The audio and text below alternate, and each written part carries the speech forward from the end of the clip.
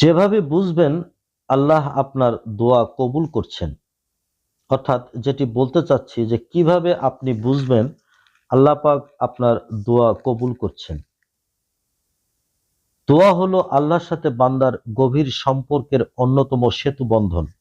একজন মুমিন যখন আন্তরিকতার সাথে আল্লাহর দরবারে দোয়া করে, তার মনে স্বাভাবিকভাবে প্রশ্ন আসে, এই দোয়া কি কবুল হবে? অনেকেই দোয়া কবুলের নানা নিদর্শন সম্পর্কে জানতে আগ্রহী।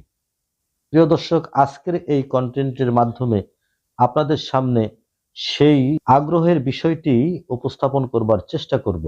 আল্লাহ আমাদের সকলকে তৌফিক দান করুন।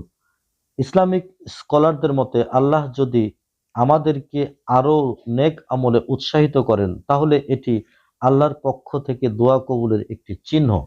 অর্থাৎ আমরা প্রতিনিয়ত যে নেক আমলগুলো করে থাকি, সেগুলো থেকে যদি আমরা মনের ভিতর থেকে আরো উৎসাহিত হই ভালো আরো নেক আমল করবার জন্য, তাহলে তখন আপনি নিজেই বুঝবেন এটি আল্লাহর পক্ষ থেকে দোয়া কবুলের একটি চিহ্ন। আমাদের ইবাদত কবুল হওয়ার অন্যতম স্পষ্ট নিদর্শন হলো যখন আল্লাহ আমাদের পরবর্তী কোনো নেক আমলে উৎসাহিত করেন। আরেকটি নিদর্শন হলো আল্লাহর ব্যাপারে সুধারণা রাখার ফলে আমাদের মধ্যে আশা ও আত্মবিশ্বাসের জন্ম নেয়। এমন প্রশ্নের উত্তরে দারুল ইফতা আল মিসরিয়াহ বলেন, ইবাদত কবুলের বিষয়টি যুগ যুগ ধরে বিখ্যাত মুসলিম আলেমদের মনোযোগ আকর্ষণ করেছে। তারা কিছু নিদর্শন চিহ্নিত করেছেন যা আমাদেরকে বোঝাতে সাহায্য করে যে আমাদের ইবাদত আল্লাহর কাছে কবুল হয়েছে কিনা। সাইদ ইবনে আল মুসাব এ বিষয়ে বলেন, ইবাদত কবুলের একটি স্পষ্ট নিদর্শন হলো যখন আল্লাহ পরবর্তী কোনো নেক কাজের দিকে আমাদের পরিচালিত করেন।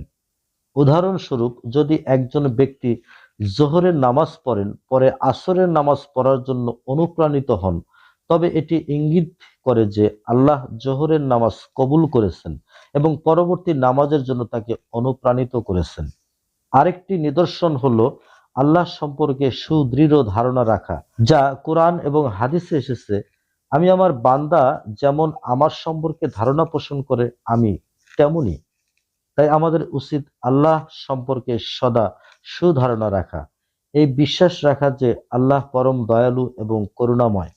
তার অশেষ দয়ার কারণে তিনি আমাদের নেক আমল কবুল করবেন এবং আমাদের গুনাহগুলো ক্ষমা করবেন। সত্যিকার অর্থে দোয়া কবুল হওয়া আল্লাহর রহমত ও দয়া। তাই আমাদের উচিত সবসময় আল্লাহর প্রতি সুধারণা রাখা এবং বিশ্বাস রাখা যে তিনি আমাদের কল্যাণকর দোয়াগুলো কবুল করবেন। আল্লাহর পক্ষ থেকে নেক কাজের প্রতি প্রেরণা পাওয়া, আল্লাহর করুণার উপর আস্থা স্থাপন করা আমাদের দোয়া কবুলের ইঙ্গিত হতে পারে।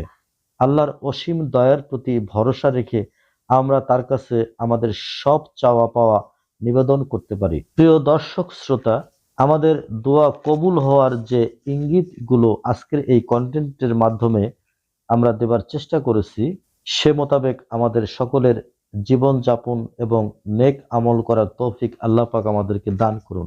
আমিন।